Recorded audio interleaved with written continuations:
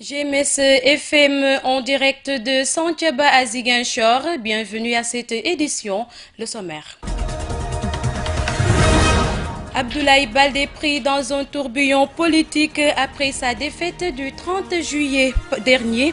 Le président de l'UCS est désormais prisonnier d'un vent qui risque de le déposer dans le maquis présidentiel. L'IF de Bignona 1 à l'heure du bilan de l'année scolaire, l'exercice qui a regroupé les acteurs de l'éducation a servi également de prétexte pour dégager les perspectives.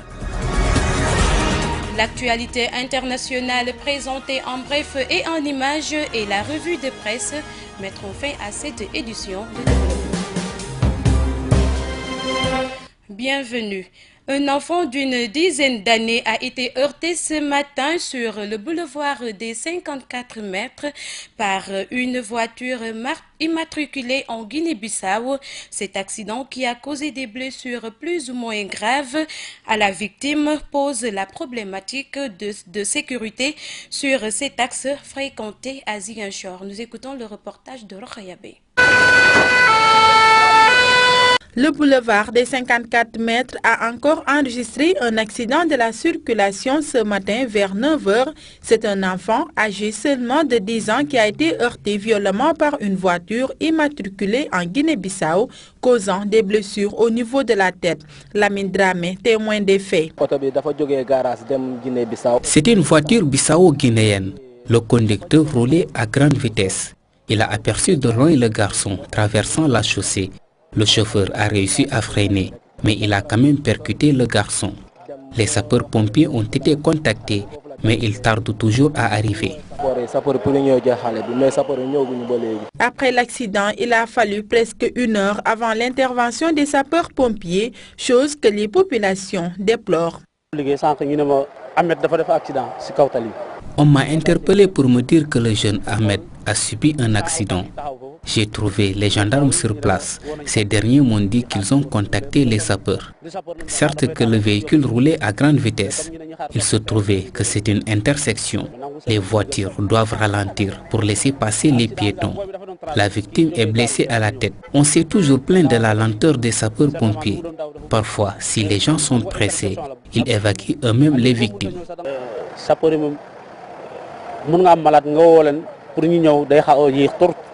Ces genres d'accidents sont récurrents au niveau du boulevard des 54 mètres. Aujourd'hui, les populations demandent aux autorités de renforcer la sécurité pour diminuer ces genres d'incidents sur cet axe très fréquenté.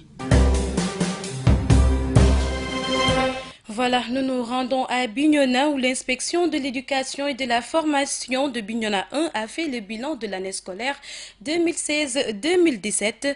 Des rencontres sont organisées pour déterminer les acquis et les points faibles et les objectifs de faire mieux l'année prochaine et de mettre la circonscription sur les rampes, nous dit Lamine Badian. L'année scolaire 2016-2017 est terminée officiellement depuis le 31 juillet dernier. L'heure est alors au bilan. C'est à cet exercice difficile mais indispensable que se livre l'inspection de l'éducation et de la formation de Bignona 1 avec tous les acteurs, notamment les chefs d'établissement. L'IF de Bignona 1 a connu une chute légère de moins de 1% au CFE, ce qui lui a valu un mauvais classement au niveau régional comme national. Elle est passée de 72,38 en 2016 à 71,45 en 2017. Mais avec un peu plus de 76% de réussite au BFM, elle est classée première dans l'Académie des Ziguinchor et 7e sur le plan national. Mais malgré ses performances assez satisfaisantes, l'IF ne tombe pas pour autant dans le piège de l'autoglorification. L'inspecteur Malal Sané, IF de Bignona 1, cache mal sa légère déception. Nos résultats ont été en deçà des attentes, même si au CFE, on a baissé de quelques points, mais globalement, n'est-ce pas, on peut dire que ça a été une année satisfaisante. C'est pour cette raison que la réflexion va se poursuivre jusqu'au niveau le plus bas pour que chaque acteur puisse être en possession de ses résultats et mesurer le degré de sa responsabilité. Nous allons tenir d'autres rencontres bilan au niveau de chaque district où maintenant chaque ICD, inspecteur chef de district, va aller jusqu'au fond des choses. il va faire l'analyse de ces résultats-là avec l'ensemble des acteurs de son district. Les syndicats, les partenaires, les populations, les enseignants, tout le monde, n'est-ce pas, pour véritablement identifier qu'est-ce qui a plombé, n'est-ce pas, notre résultat cette année. L'objectif de ce travail est de permettre aux acteurs d'apprendre de leurs erreurs pour mieux faire l'année prochaine afin de replacer l'IEF de Bignona 1 dans le top des inspections performantes en ayant comme ligne de mire la qualité à tout point de vue. Lamine Badiane, Bignona, pour la Radio du Sud. L'IEF de Bignona ne se limite pas au constat, il se projette dans l'année scolaire 2018. L'inspecteur Malal Sané que je vous propose d'écouter au micro de Lamine Badiane. Notre premier défi, c'est de replacer l'IEF parmi les IEF performantes. Et qui dit une IEF performante, il y a un certain nombre d'éléments. Certes, il y a des résultats, mais également, il y a également la qualité des ressources humaines, les formations qu'il faut continuer, le suivi et l'évaluation de la mise en œuvre de certaines activités qu'on a eu à mener dans le cadre du PAM avec la numération, les rencontres qu'il faut régulièrement organiser parce qu'on s'est rendu compte que les guides révisés du curriculum de 2013 jusque-là posent problème et nous pensons qu'il faut organiser des rencontres pour renforcer, n'est-ce pas, les capacités des enseignants par rapport à ces guides-là. Renforcer les capacités des responsables de cellules par rapport à la technique d'animation, par rapport, n'est-ce pas, à la planification des activités. Tout cela nous semble très important parce que, comme vous le savez, les cellules d'animation pédagogique, le quantum horaire, tous ces éléments-là doivent être suivis de près si nous voulons véritablement, au bout du compte, avoir de bons résultats. Donc les perspectives sont là. Dès le début de l'année, il y aura véritablement des réunions de rentrée au niveau de chaque district où véritablement nous allons partager une feuille de route avec l'ensemble des acteurs, n'est-ce pas, l'ensemble des partenaires du système pour véritablement préparer l'année 2018. Parlons politique. Battu au dernier scrutin législatif, snobé par un électorat qui semble lui être acquis, Abdoulaye Baldé cherche sa voie politique. Le président de l'UCS ne semble plus être maître d'un destin qui risque de le mener dans le maquis, selon Papo Mané. Nous l'écoutons. Partira pas. Comment en être sûr dans cette ambiance de discours clair-obscur du président de l'UCS? Depuis plusieurs mois, Abdoulaye Baldé nous a habitués à une posture ambiguë qui ouvre la voie à toutes les supputations sur son avenir politique. Cette attitude est-elle commandée par la position centriste de son parti? Peut-être, mais on pourrait déceler à travers cette position un manque de courage politique d'un homme qui semble avoir perdu sa boussole. L'incertitude dans laquelle nous plonge le leader de la désormais ex-coalition Convergence Patriotique Kaddu Askan Wi cache mal, très mal même, les velléités de transhumance du maire de Ziguinchor. Depuis plus d'un an, en effet, Abdoulaye Baldé laisse miroiter la possibilité de rejoindre la mouvance présidentielle, ou plutôt n'écarte pas la possibilité de se retrouver un jour aux côtés du président Macky Sall. Le centrisme était-il en train de céder la place à l'entrisme? Certainement. Sauf qu'entre-temps, Abdoulaye Baldé titube, mais ne tombe pas dans le maquis. Certainement revigoré par les laudateurs qui lui prédisaient un destin présidentiel dès 2019.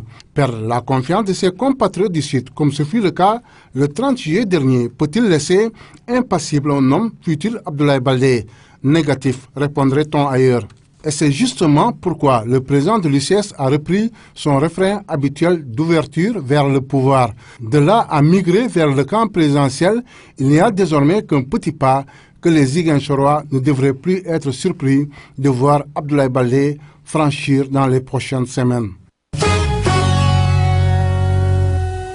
Place à l'actualité internationale présentée en bref et en images. Elle nous mène d'abord au Nigeria où un triple attentat-suicide a fait 28 morts et 80 blessés. Puis en Somalie avec le départ de Mokhtar Robow du groupe des Chebab.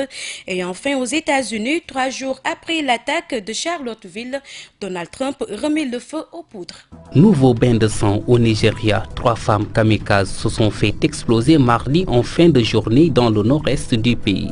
Au moins 28 personnes ont péri. L'attentat a également fait plus de 80 blessés. Les 3 explosions se sont produites à quelques minutes d'intervalle à 25 km de Maïdougouri, la capitale de l'État du Borno. Un district qui a déjà été la cible de nombreuses attaques de la secte djihadiste Boko Haram. Les victimes faisaient leur marché à l'entrée d'un camp de réfugiés lorsque les bombes ont explosé. Il était l'un des fondateurs et des chefs des Chebab de Somalie. Mokhtar Robow a fait défection à l'organisation djihadiste qu'il entend désormais combattre. Sa défection est un revers pour les Chebab. L'homme était l'un des rares leaders du mouvement à avoir rencontré Osama Ben Laden en Afghanistan. Les Chebab ont juré la perte du fragile gouvernement central somalien, soutenu par la communauté internationale et par les 22 000 hommes de la force de l'Union africaine en Somalie. Ils ont été chassés de Mogadiscio en août 2011 et ont ensuite perdu l'essentiel de leur bastion. Mais ils contrôlent toujours de vastes zones rurales, d'où ils mènent des opérations de guérilla et des attentats suicides. 3 jours après l'attaque à la voiture bélier à Charlottesville contre des manifestants antiracistes, Donald Trump a remis le feu aux poudres mardi en renvoyant dos à dos les activistes qui se sont affrontés samedi dernier. De violentes échauffourées avaient opposé des groupes d'extrême droite au mouvement antifasciste. Donald Trump a également critiqué le déboulonnage d'une statue en mémoire des soldats de la guerre de sécession par des militants antiracistes en Caroline du Nord, quitte à convoquer l'histoire des États-Unis. C'est tout pour cette édition présentée par Eva Sagna. Merci à toute l'équipe technique et rédactionnelle de GMS FM, gms.sn. Amis auditeurs, nous vous retrouvons demain, même heure, même fréquence. D'ici là, portez-vous bien, mais restez avec nous car tout se passe ici. Vous aurez la version Orlof à 14h.